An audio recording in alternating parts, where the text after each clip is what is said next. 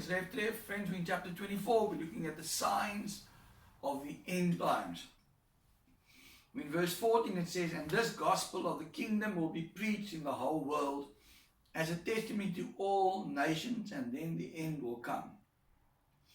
And for me, what's incredible is, and what gives me great hope is, that Jesus declares, even though there will be earthquakes and persecution, and all these things will take place, nation against nation, Jesus says, those who are his, those who come to know him, they will be bold enough to preach the gospel.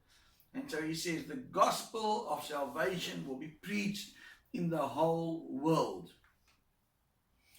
Here's the wonder is, Jesus says, when this happens, then the end will come.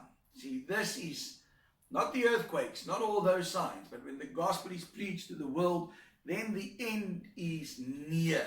So Jesus is saying, then the signs are showing that it's coming to that place. Almost like with the birth pains, they are now reaching shorter intervals, higher rate of intensity.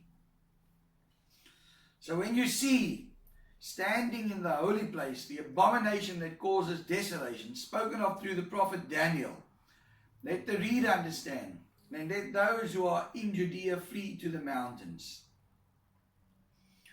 And so in the book of Daniel, the abomination that causes desolation is referred to 3 times. This speaks of the daily sacrifice being taken away from the Jewish temple and replaced by this abomination, this image of false worship. Jesus says, when this happens, he literally says, run for your lives, run to the mountains of Judah, because he says, now the great tribulation is going to take place. And so Jesus says, let no one deceive you. Let no one on the housetop, go down and take anything out of their house. Let no one in the field go back to get their cloak. There's great urgency in this time. Jesus warns those who are going to go through this tribulation. He says, do not go back into your house if you're on the rooftop. Run straight away. If you're in the field, don't go back home. There's no time for it. And so it speaks about reacting immediately. How dreadful it will be for those who are pregnant women and nursing mothers. And so Jesus says it's almost going to be a curse as if to be a woman that is pregnant or someone that has young baby. Why?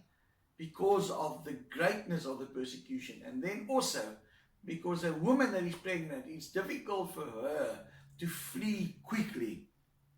It's difficult for someone that has a young child to just leave everything behind and to hide with their children in the mountains. Jesus says, pray that your flight will not take place in the winter or on the Sabbath.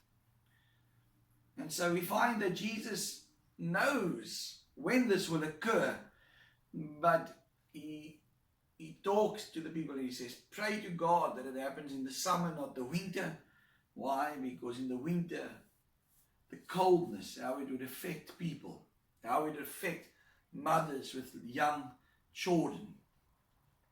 And then he also says, pray that it won't happen on the Sabbath, because on the Sabbath, that's usually when they're not allowed to move. And so that's the prayer that Jesus says. And so friends, as we look at these things, I believe that we will not experience the tribulation. I believe God takes us home before this. But my question to you today is, and to me is, are we ready to meet the Lord? Because the worst thing that could ever happen is we think we're ready. And when the Lord comes, we're left behind and we'll have to face these things in order to find salvation. I pray that won't be you, and I pray that won't be me. I trust you have a wonderful day. And I trust that this gives you courage, as it gives me courage, to know that God is the beginning and the end. The Lord knows exactly what's going to happen. So no matter what's happening around us, Jesus knows all things. And that gives me hope, and I hope it gives you hope today. This is Rev Trev. Have a wonderful day. God bless.